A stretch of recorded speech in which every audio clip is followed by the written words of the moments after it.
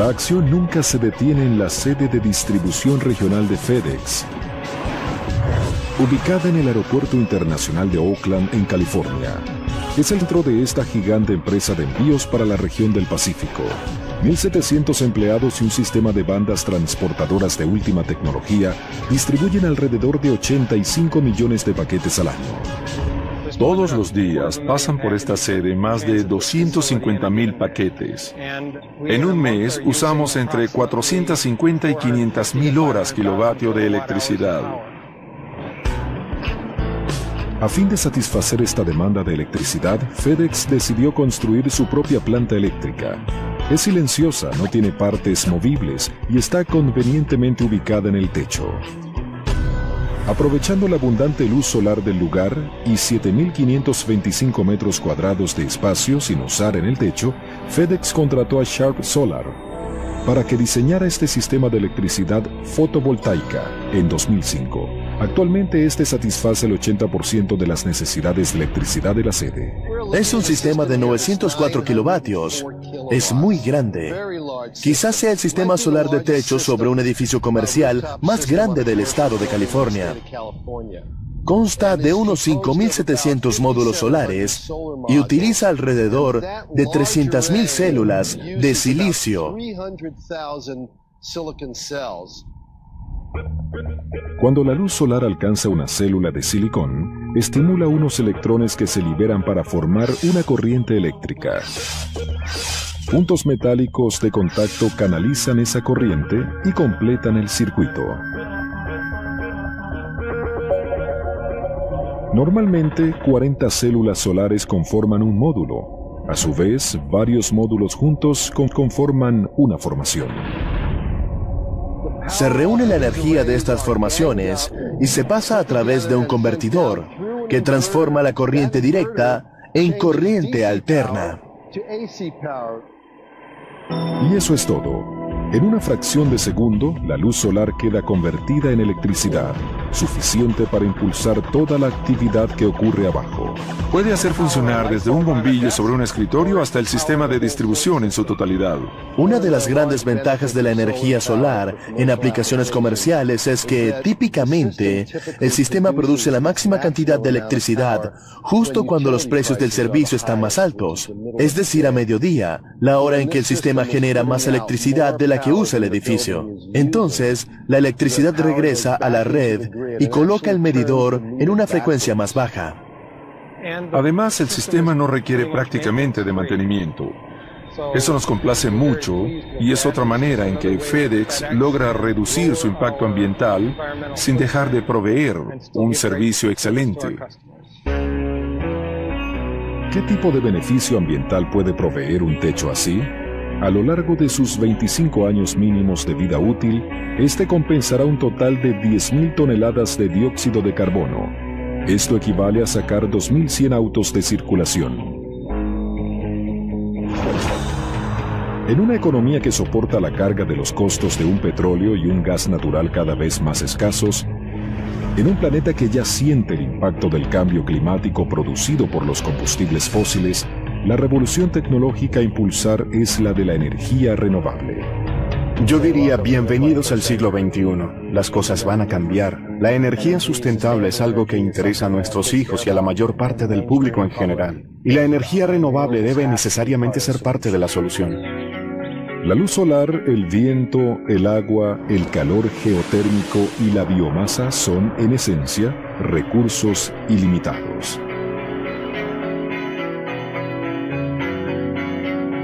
Y todas son tecnologías comprobadas que funcionan aquí y ahora. El Sol provee a la Tierra de una cantidad inconcebible de energía.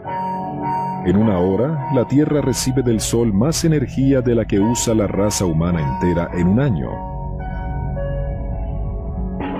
Con la tecnología actual, paneles fotovoltaicos que cubrieran 26.000 kilómetros cuadrados o alrededor del 10% del área total de Nevada, podrían proveer toda la electricidad que se utiliza en los Estados Unidos. El fotovoltaje o la conversión de la luz solar en electricidad no se descubrió sino hasta el siglo XX. Sin embargo, la tecnología termosolar, o el uso consciente del calor solar, Es una antigua práctica. Quizás su uso más antiguo esté en las casas orientadas hacia el sur.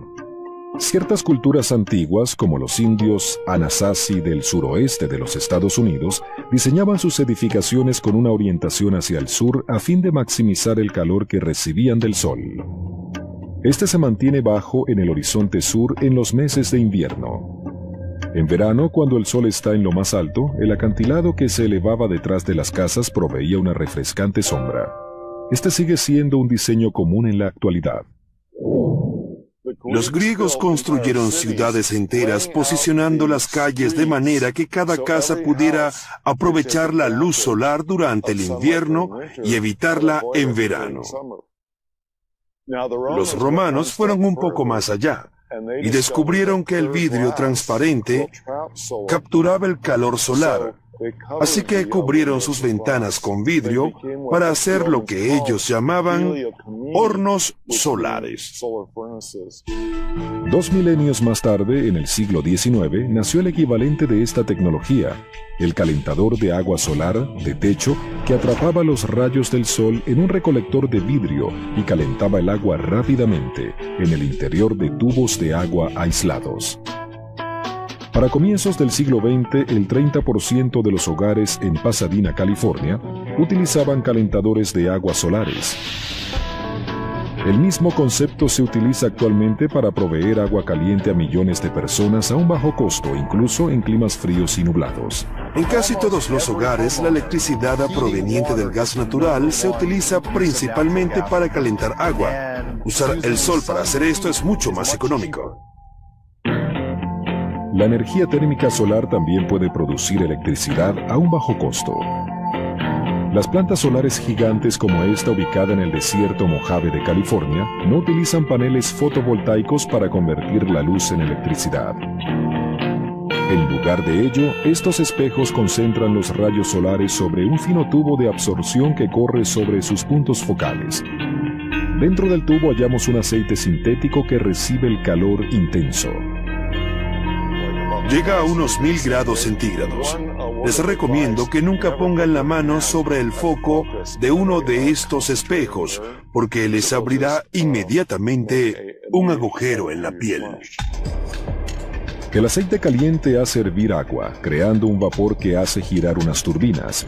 Luego el aceite vuelve a circular a través del circuito cerrado. En áreas calientes y secas, las plantas solares generan una inmensa cantidad de megavatios, a un precio menor que el de la electricidad convencional. De hecho, una serie de plantas solares que ocuparan el mismo 10% del área de Nevada también podrían satisfacer la demanda entera de electricidad en los Estados Unidos. Mientras tanto, la tecnología fotovoltaica entra en su segundo siglo de existencia. Ha avanzado mucho desde 1940, cuando Albert Einstein probó que la luz estaba compuesta de minúsculos paquetes de energía llamados fotones, que podían ser transformados en electricidad. Las células fotovoltaicas alcanzaron su primer gran logro en los años 50 gracias a la carrera espacial. Los primeros 2 Sputnik que fueron al espacio usaban transistores que costaban varios millones de dólares, pero que morían luego de una semana y media porque funcionaban con pilas de linterna. Ya se ha creado el primer satélite artificial del planeta Tierra. En cambio, los satélites del programa espacial estadounidense que usaban energía solar fueron un éxito inmediato. Hoy en día, los paneles fotovoltaicos siguen siendo la fuente de energía de la mayoría de los satélites y sondas espaciales del sistema solar. En este sentido, el estilo de vida del siglo XXI, con el posicionamiento y la comunicación global, depende completamente de la energía solar. La Guardia Costera de Estados Unidos fue una de las primeras usuarias del fotovoltaje en tierra, la energía eléctrica que usan sus boyas a control remoto, así como sus estaciones climáticas utilizan paneles solares conectados a pilas.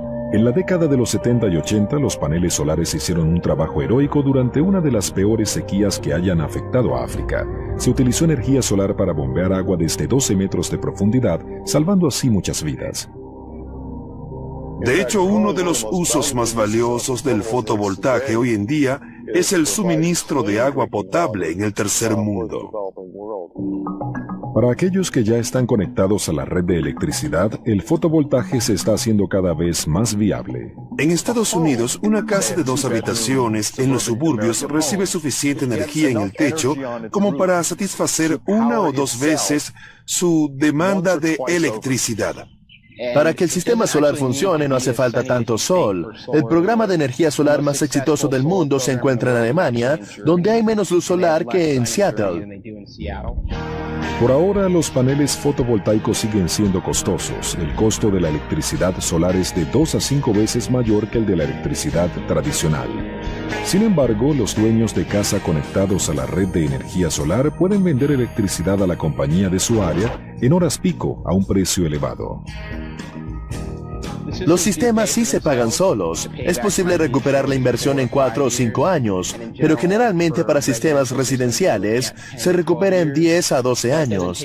Esto sin tomar en cuenta otros beneficios como la protección contra la inflación del servicio y el aumento del valor de la propiedad. Hasta ahora, el costo esencial de las células solares ha sido el silicio ultra puro que se requiere para la reacción fotovoltaica. Pero más de una compañía busca cambiar esto.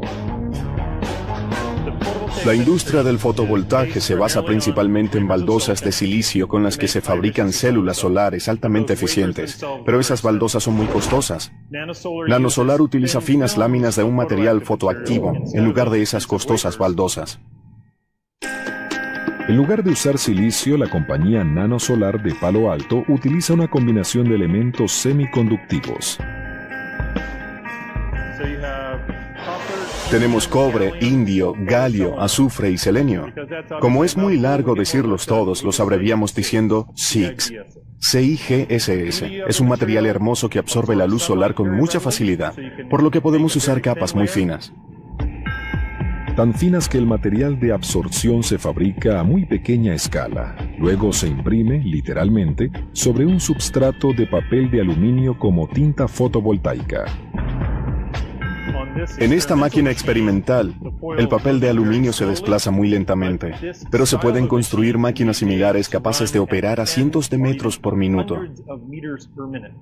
Dado esto, estas máquinas relativamente económicas pueden utilizarse para fabricar una enorme cantidad de células fotovoltaicas. Los paneles solares de esta clase, así como los de silicio, pueden formar parte de la superficie misma de cualquier edificación en techos, vidrios de ventana e incluso, próximamente, en pinturas. El fotovoltaje integrado en las construcciones reducirá aún más el costo de la electricidad solar. Se debe a que no habría que comprar paneles ni infraestructura, se compraría todo de una sola vez. En mi laboratorio se han examinado prospectos según los cuales se obtendría del sol entre el 20 y el 25% de la demanda energética, fabricando un material que se pudiera poner en todas partes. El calor del sol también hace surgir una fuerza invisible y poderosa conocida como viento. En cuanto a las tecnologías energéticas del futuro, el viento será una fuerza a ser tomada muy en cuenta.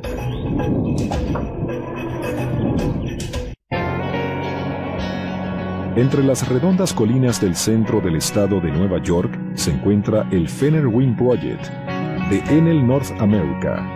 Aunque no es el proyecto de energía eólica más grande, representa un nuevo paradigma dentro de esta tecnología, pues utiliza menos turbinas, más grandes e inteligentes, eliminando así la necesidad de docenas de turbinas más chicas. El proyecto Fenner comprende 20 turbinas de viento construidas y mantenidas por GE Energy. Cada una mide 65.53 metros de alto y posee un rotor de 66.45 metros de diámetro, es decir, un poco más que la envergadura de las alas de un 747, y produce 1.5 megavatios de electricidad. Considerando el consumo de un hogar del estado de Nueva York, calculamos que este proyecto de energía eólica puede suplir a unos 14.000 hogares durante un año. La conversión del viento en electricidad comienza cuando éste fluye sobre las aspas aerodinámicas del rotor. La combinación entre elevación y arrastre causa el giro de las aspas. El viento posee una enorme cantidad de energía cinética. Al igual que sucede con un velero o con un avión, un elemento mecánico captura esa energía cinética proveyendo elevación. Y como pasa en un propulsor, esa elevación se convierte en momento torsor.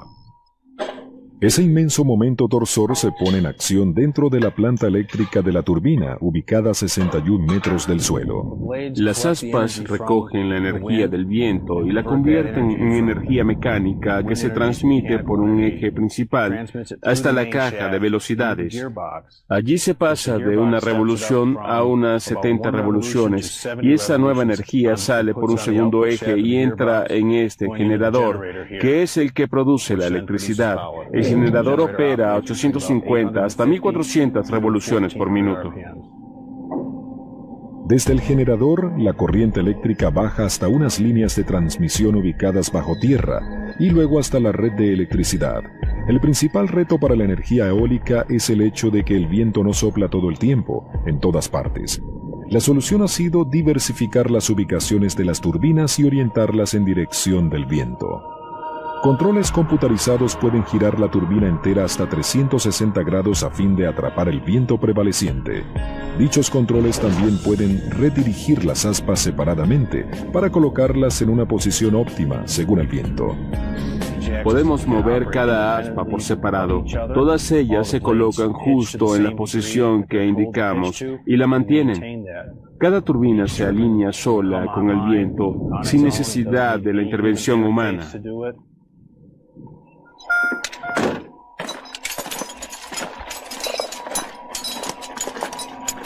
Sí se requiere un personal técnico para el mantenimiento de la turbina. De vez en cuando cambian algún bombillo. Quienes teman a las alturas no apliquen para este trabajo.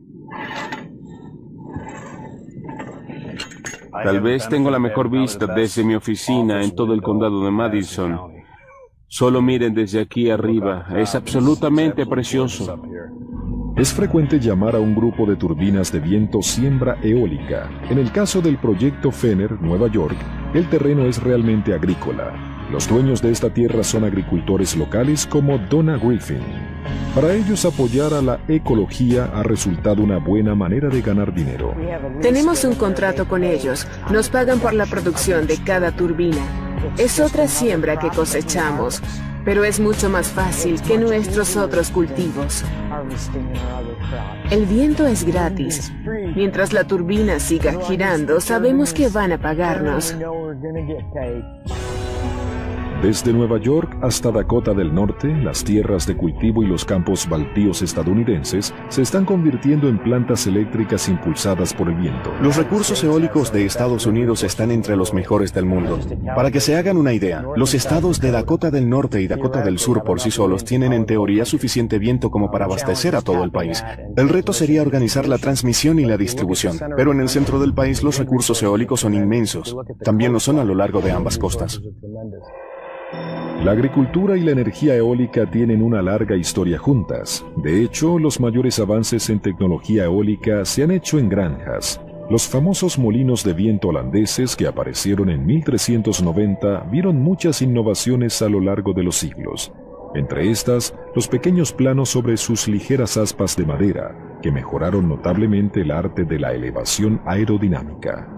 Estos generadores preindustriales se utilizaron principalmente para el drenaje o para moler el grano a fin de producir harina. A finales del siglo XIX y comienzos del XX, pequeños molinos de granja en Estados Unidos fueron los primeros en usar numerosas aspas de acero, livianas y eficientes, que producían un momento torsor importante, incluso con vientos de baja intensidad. Algunas de estas máquinas fueron también las primeras en convertir el viento en electricidad. En el siglo pasado se instalaron muchos molinos en el oeste de California para impulsar bombas de agua para la agricultura y la ganadería, de manera que mucho en este país comenzó usando energía alternativa. En ese entonces era lo normal, pero los molinos fueron desapareciendo a medida que fue bajando el precio del petróleo y de los combustibles fósiles. La nueva era de la tecnología eólica comenzó a principios de los 80 cuando la compañía Sun Systems comenzó a instalar turbinas de 50 kilovatios, algo minúsculo para los estándares actuales, en las colinas de Tehachapi, California. En la década de los 80 pasamos de 50 a 60 a 200 kilovatios para el final de la década. Durante los 90 alcanzamos los 550 kilovatios y luego pasamos a 750. Luego, para el final de esa década, estábamos a 1.5 megavatios. La compañía implementó también turbinas de velocidad variable que permitían a los rotores acelerar y generar energía adicional si llegaba una violenta ráfaga de viento. Avances como estos, aunados a controles computarizados más inteligentes y a diseños de rotores más livianos, económicos y aerodinámicos, han hecho que el costo de la energía eólica pueda competir con el gas natural o incluso con el carbón. La energía eólica está experimentando un crecimiento exponencial. Dentro de poco, varios países europeos pasarán a obtener el 20% o más de su electricidad por este medio. En junio de 2006, el Departamento de Energía de Estados Unidos anunció que también apuntaría a una meta del 20%. Actualmente la cifra es menor al 1%. Los ingenieros seguirán haciendo más resistentes y económicas a las turbinas, así que podemos esperar que su tamaño también siga aumentando. Como siempre, mientras más grande sea el rotor, mayor será la cantidad de energía capturada. Algunas de las turbinas más grandes ya están recogiendo las enormes cosechas de viento de los océanos. Existen ideas de hacer turbinas más grandes, de más de 5 o 6 megavatios, así como de colocarlas mar adentro. Vemos muchas oportunidades técnicas que nos impulsan a llevar la tecnología eólica aún más allá de lo que hemos alcanzado hasta ahora. Estamos progresando, somos el futuro. Estamos reduciendo nuestra dependencia del petróleo y al mismo tiempo estamos salvando el medio ambiente. Es una energía positiva. Es una tecnología viable. Es económica. Ha sido probada. ¿Qué más necesitaríamos saber? La tecnología eólica es sin duda atrayente, pero esta también lo es. La energía geotérmica, suficiente como para suplir a una pequeña nación.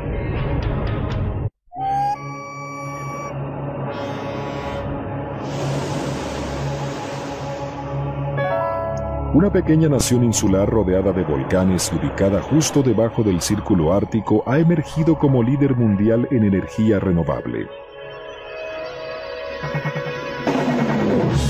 Aprovechando su riqueza de fuego y agua, el pueblo de Islandia se ha vuelto casi independiente energéticamente.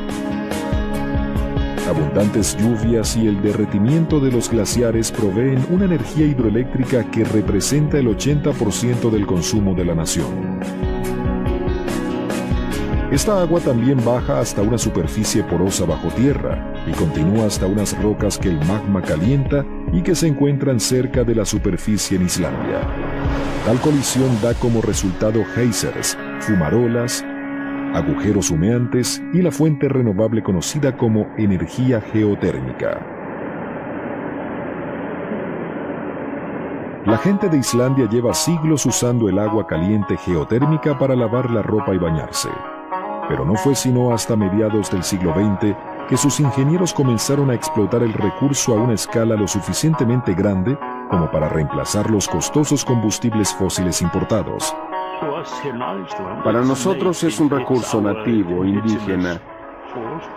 Es mucho más económico que los demás recursos que tenemos y además no daña el medio ambiente, así que creo que tiene muchos beneficios. En Islandia, el agua geotérmica provee calefacción y agua caliente al 93% de los hogares. El vapor geotérmico genera el 17% de la electricidad. En total, la energía geotérmica cubre más del 50% de la demanda total del país. La planta eléctrica Nesjavellir es un complejo de doble uso. Utiliza la energía geotérmica para proveer electricidad y agua caliente. Ambos productos surgen inicialmente de uno de los 15 agujeros de hasta 1800 metros de profundidad que se han abierto aquí. El pozo del agujero tiene paredes de cemento hasta una profundidad de unos 610 metros. Más abajo, el pozo está recubierto con un metal perforado que deja pasar el vapor y el agua caliente para que asciendan a la superficie debido a la gran presión. Cada agujero produce una descarga por sí mismo. No es necesario usar bombas. Luego usamos una serie de poderosas válvulas arriba para controlarlo. La mezcla de vapor y agua caliente es enviada al módulo de separación. Desde aquí el agua y el vapor toman rumbos separados. El vapor se dirige al desvaporizador, donde se elimina la humedad que podría dañar las turbinas. El vapor de agua en exceso se expele al ambiente junto con cantidades mínimas de gases de efecto invernadero.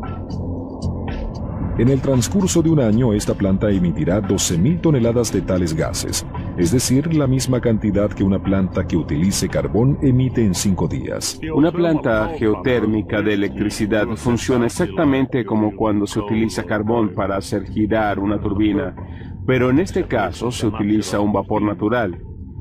Y lo que sirve para producir electricidad es la presión del vapor, no hay calor como tal. El vapor hace girar una de 4 turbinas a 3.000 revoluciones por minuto. Las turbinas se combinan para generar 120 megavatios de electricidad, la cual se envía a Reykjavik. Nesjavellir es una zona geotérmica de alta temperatura. Quiere decir que el agua que hay bajo la superficie puede, en virtud de su temperatura, disolver sulfuro y otros minerales corrosivos. Por eso no puede usarse directamente en el sistema de calefacción de la población. Así la planta emplea agua geotérmica para calentar agua fresca secada de un pozo natural cercano. En la primera etapa del calentamiento, el vapor en exceso de las turbinas que producen electricidad se usa para llevar el agua fría a 51.6 grados centígrados.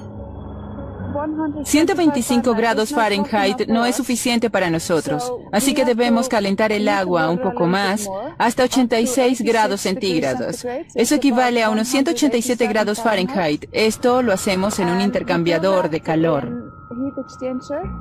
Dentro del intercambiador de calor, el agua salada geotérmica lleva rápidamente al agua fresca hasta su temperatura deseada de 86 grados centígrados. Seguidamente, el agua fresca ya caliente se bombea a la tubería colina arriba. Desde ahí el agua fluye por la tubería hasta Reykjavik por gravedad. El calor que se pierde en el camino es menos de 2 grados centígrados. Se pierde en 1,8 grados. Así que podríamos decir que el aislamiento de la tubería es casi perfecto.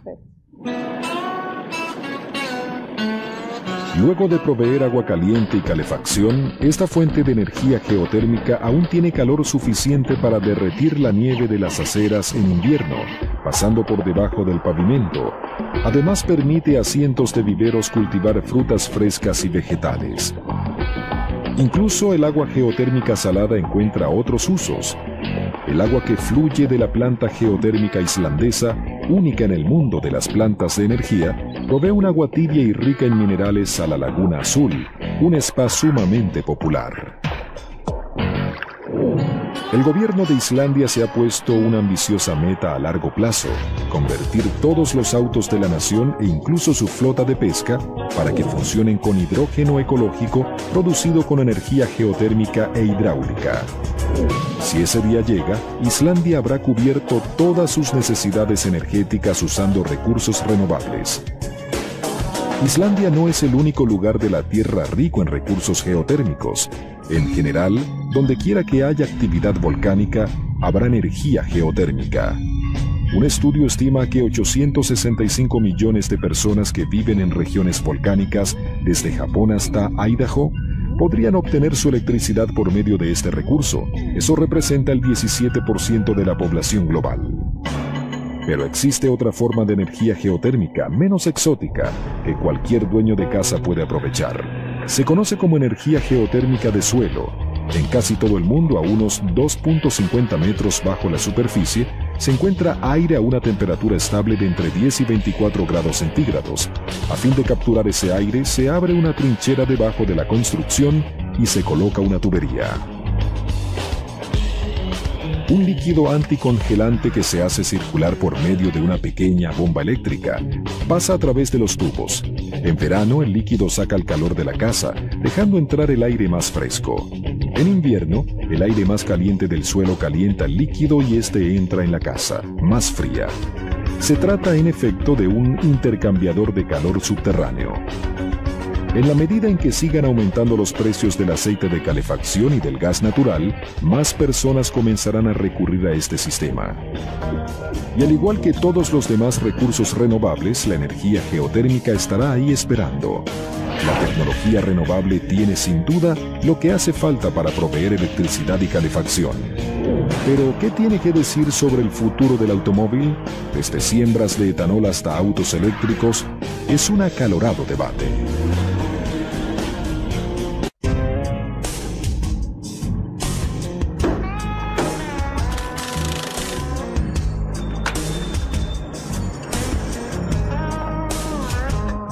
A primera vista parece un típico taller mecánico, pero Lovecraft Biofuels, ubicado en Los Ángeles, no tiene nada de típico.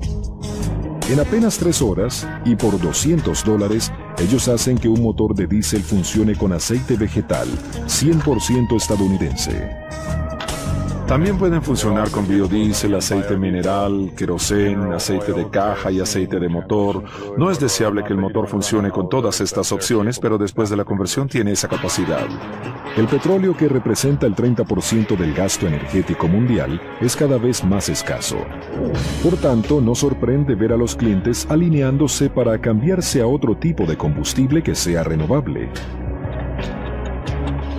Para muchos autos de diésel, la conversión solo requiere añadir un filtro especial de alto flujo y un intercambiador de calor que utiliza refrigerante, calentado por el motor, para llevar el refrigerante, calentado por el motor, para llevar el aceite vegetal a la temperatura adecuada. Si se logra bien ese equilibrio, el motor funciona de maravilla, a veces incluso mejor que con el diésel.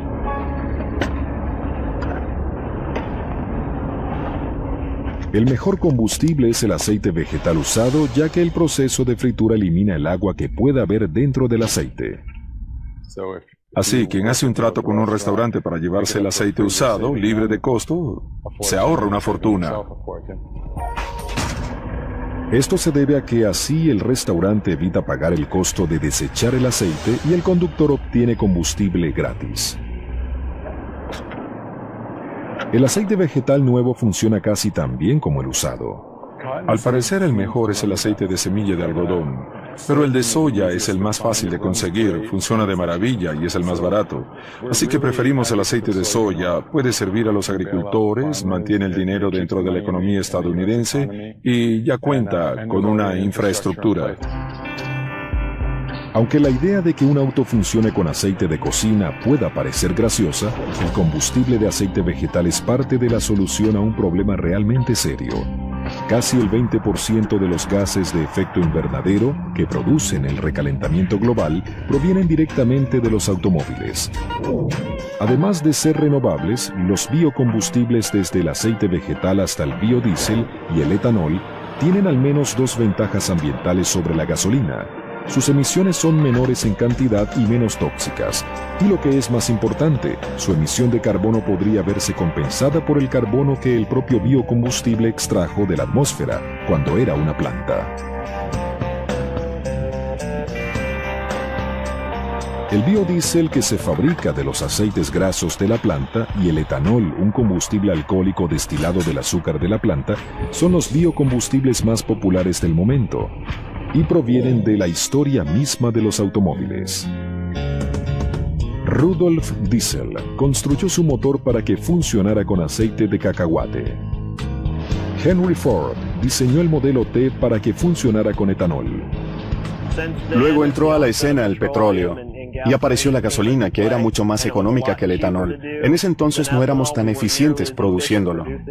Cada nuevo descubrimiento de petróleo doméstico, por ser más económico, fue marginando a aquellos primeros biocombustibles. Ahora estamos cerrando el círculo al retornar a lo que utilizábamos al comienzo. En Estados Unidos, la materia prima más popular para la producción de etanol es el maíz, pero el etanol de maíz genera apenas un poco más de energía que la cantidad de combustibles fósiles necesarios para cultivar y destilar el grano. Por cada unidad de petróleo que se invierte en el proceso de producción, se obtienen 1,3 unidades de etanol. El resultado es positivo, pero no es tan bueno como podría ser. En cambio, el etanol de caña de azúcar que se utiliza en Brasil genera 8 unidades de energía por cada unidad fósil invertida. La materia prima está repleta de azúcares fermentables y además el resto de la planta se quema en su totalidad para activar la fermentación y el destilado. El resultado es una importante reducción de las emisiones de carbono y un etanol sumamente económico para los conductores brasileros. En el Laboratorio de Energía Renovable de Golden, Colorado, los investigadores buscan alcanzar niveles similares de eficiencia extrayendo azúcares de toda la planta. Esto incluye la llamada biomasa celulosa. Los agricultores de maíz se alegrarán de saber que uno de los productos con mejores prospectos es el forraje de maíz. Son los tallos, la farfolla, las mazorcas, las hojas, todas las partes de la planta de maíz a excepción del grano. Es todo lo que no se cosecha como alimento. Muchas veces queda esparcido sobre el campo. Actualmente no hay muchos usos para esa materia. Lo difícil es convertir las duras fibras celulosas en azúcares, usando enzimas sintéticas, pero el beneficio podría resultar enorme. Con la biomasa manejamos proporciones de 10:1. Es decir, por cada unidad de energía fósil o petróleo que se invierta en el proceso, se obtienen 10 unidades de energía combustible. El pasto alto de pradera podría convertirse en un tipo de cultivo para biocombustibles aún más poderoso. Con este tipo de material se puede obtener más tonelaje de biomasa por acre de tierra que con el forraje de maíz.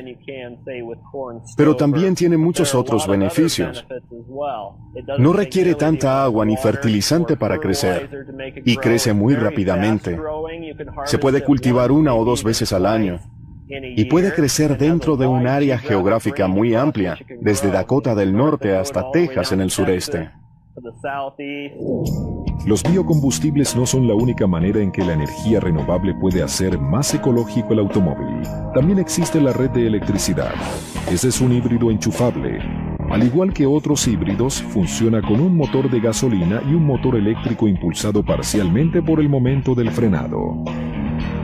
Pero Felix Kramer y la California Cars Initiative han llevado estos autos, ya eficientes en cuanto a su consumo energético, un paso más allá. En este caso se trata de un Toyota Prius. Repotenciaron la batería de manera que el auto pueda funcionar solo con electricidad, obtenida directamente de cualquier enchufe de 120 voltios. Enchufar este auto es realmente fácil. Una vez lo cronometré y requiere apenas unos 9 segundos. Lo único que se debe hacer es tomar este cable, enchufarlo aquí, 120 voltios y listo. La gasolina se utiliza solo como combustible de extensión. Si se va a menos de 56 kilómetros por hora, no se usa ni una gota. Más allá de esta velocidad, los motores eléctrico y de gasolina se combinan para lograr un promedio de 160 kilómetros por galón. El alcance de este auto es ilimitado porque también es un auto de gasolina. Es un auto que se puede enchufar en cualquier momento que resulte conveniente. No hay que preocuparse de que vaya a quedarse sin combustible. Los autos que alcancen 160 kilómetros por galón o más serán necesarios en caso de que las tierras agrícolas del mundo deban comenzar a cultivar combustible, además de comida. Con los patrones de consumo actuales no habría suficiente terreno para reemplazar el consumo petrolero sin poner en peligro los alimentos. En 2006, los geniales y simples prototipos enchufables impresionaron muy bien tanto a senadores y diputados demócratas como a republicanos. Un congresista me presentó y dije, aquí estoy, y traje conmigo mi infraestructura. Todos se rieron, pero es cierto, esta es la única infraestructura que necesitaría el auto. Como sabemos, hoy en día la electricidad se genera principalmente con combustibles fósiles, pero quienes proponen el prototipo enchufable tienen la visión de una red eléctrica cada vez más ecológica, que se usaría para cargar la batería del auto, y los biocombustibles celulosos servirían para llenar el tanque. Ciertas corporaciones hablan de instalar puertos solares para autos, pondrían células fotovoltaicas en los techos de sus garajes y la gente enchufaría ahí sus híbridos o autos completamente eléctricos durante el día. Mientras que los biocombustibles y los híbridos enchufables ganan terreno, una nueva ola tecnológica de energía renovable entra con la marea.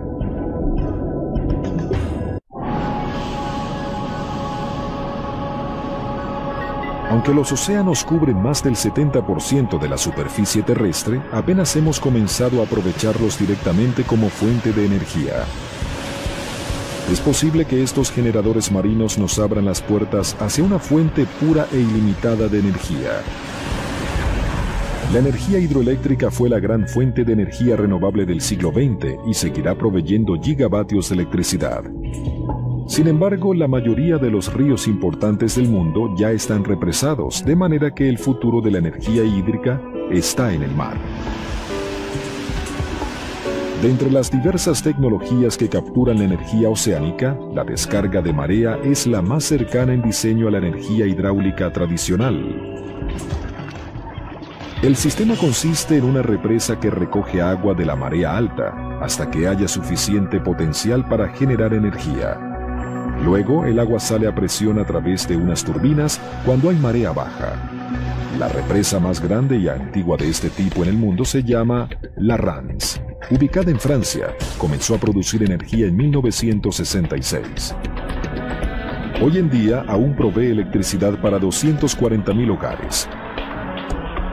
Una tecnología más reciente, conocida como energía de flujo de mareas, emplea turbinas tipo propulsor para capturar la energía cinética de las corrientes submarinas. Esta es una energía que podríamos aprovechar en muchos lugares, ya que el flujo de las corrientes ocurre en todas partes del planeta.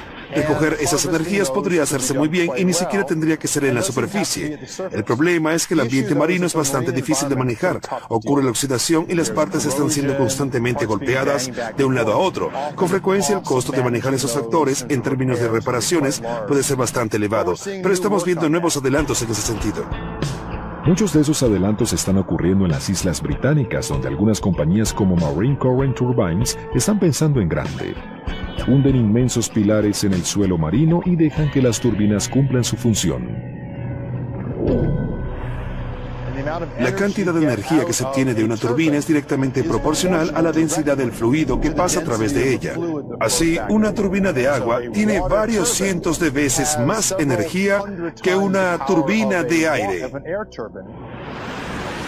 La energía de oleaje es una tecnología aún más nueva, pero quizás sea la más prometedora de todas, dado que el poder de las olas puede ser capturado en cualquier parte del océano. En este diseño, una cadena de 137 metros de largo, constituida por tuberías conectadas por inmensas junturas, se encuentra semisumergida en el mar. Cada movimiento de las olas es resistido por piezas hidráulicas ubicadas en las junturas. Esta acción bombea aceite de alta presión a través de unos motores hidráulicos, que a su vez impulsan generadores eléctricos. Líneas de transmisión eléctricas también mantienen la planta eléctrica flotante anclada al suelo marino. La compañía escocesa Ocean Power Delivery ha instalado una exitosa granja de olas de 2.5 megavatios cerca de la costa de Portugal. Una granja de olas que ocupara menos de 1.3 kilómetros cuadrados de océano podría generar 30 megavatios de electricidad, es decir, suficiente para 20.000 hogares británicos. Con 1.222 kilómetros cuadrados de océano, se podría proveer electricidad a los 24 millones y medio de hogares del Reino Unido.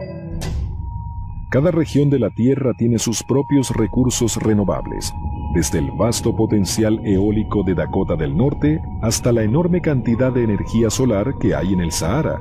Si los unimos todos, una cosa queda clara: la energía renovable ofrece una solución global a los problemas globales. Tenemos el potencial de pensar en revertir la situación, pasar de ser una economía impulsada por los combustibles fósiles con pequeños usos de energía renovable a ser una economía impulsada por la energía renovable con los combustibles fósiles solo de relleno. Es un mundo que hace apenas 1 o 2 décadas nadie creía posible. La tecnología funciona, pero un futuro renovable requiere también de cierta voluntad política y de una nueva manera de pensar en la que una granja cultiva el viento. Una cosecha genera combustible y un techo puede convertirse en una planta eléctrica.